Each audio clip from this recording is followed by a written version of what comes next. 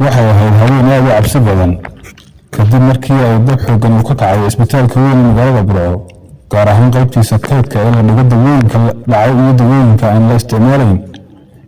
iyo qalabka laga bedelo wararka isbitaalka weyn qalabkaasi oo u badnaa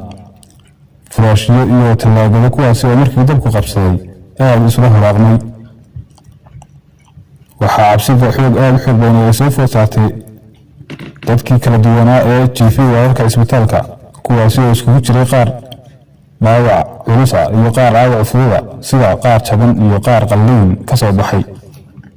waxaa isla markii laga sameeyay bixiyo laga goray wararka dhammaantood dadkii ku jiray iyada oo laga hortagayo in dabku soo gaaro kadib markii halkaasi soo gaaray ciidanka dib-u-dhiska ee gobolka Togdheer waxaa dabkaasi ay u horjoogsadeen halkii uu marayay iyaga oo u adeegsaday xirfadooda halka ay u adeegsanayeen biyo iyo dawooyin kale oo ay ku baktiyaan dabka lixaad kale inkastoo dabku socday saacado kooban haddana ciidanka dib-u-dhisku waxaa hawl aad u weyn ay ka gashay daminta dabkaasi iyaga oo ku horjoogsaday inaan halkii ay ku soo gaareen ka fidin maraan telefoonka kuwa xidhay qaar ka mid ah maamulka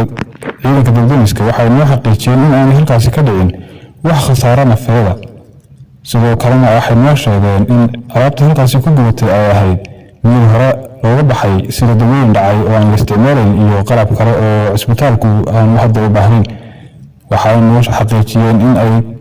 samata bixiyeen dhammaan qalabkii iyo dawooyinkii cusbaa ee u yaallay kaydka dhakhtarka weyn ee magaalada Burco waxaa kale ay noo sheegeen in halkaasi aanay ka dhicin wax khasaare nafeeda oo soo gaadhay haba yaraatee dadweynihii ku jiray isbitaalka waxaa ciidanka dib-u-dhisku ay ka horjoogsadeen oo ka xakameeyeen in dabku u gudbo qalabkii cusbaa ee u yaallay isbitaalka sida soolarradii cusbaa iyo mashiinadii iyo dawooyinkii cusbaa ee isbitaalka u yaallay qaybta kaydka iyada oo ay jirtay cabsi laga qabo in dabkaasi ku fido isbitaalka iyo wararka kala duwan ee dadweynuhu jiifaan waxaa ciidanku ay ku guuleysteen naftooda ay u horeen in ay halkaasi ugu dareeraan dawooyinkii kiimikalka ahaa ee gubanayay kuwaasi oo urta ka baxaysay aanu qof bini'aadan u adkaysan karin iyada oo dareenkoodu uu ahaa in ay samata bixiyaan dadweynaha isbitaalka ku jira iyo dhammaanba dadweynaha gobolka Togdheer waxa ayna isku buumeeyeen oo ay halkaasi gudaha u galeen qiiqii iyo uuradii iyo holacii ka baxayay dawooyinka kiimikalka ahaa ee ku gubanayay goobtaasi ugu dambeyntiina waxa ay ciidanka dib-u-dhisku ee magaalada Burco ay ku guuleysteen in ay dabkaasi baktiyaan isla markaasna ay gabagabeeyeen dhammaantiiba markii ay soo gabagabeeyeen waxa iyaga oo aan kala bixin isbitaalka weyn ee magaalada Burco loo soo sheegay gaari sidii dhuxul oo ku gubanaya magaalada koonaheeda kuwaasi oo isla markiiba si degdeg ah halkii uga ambabaxay oo u gurmaday gaarigaasi dhuxusha sidii ee gubanayay haddaba daawade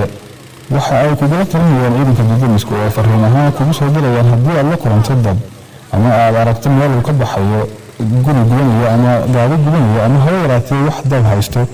ha isku dayin fadlan in aad gacantaada ku damiso ee waxaad soo garaacdaa lambarka ciidanka dib-u-dhiska ee emergency-ga lambarkaasi oo ah 990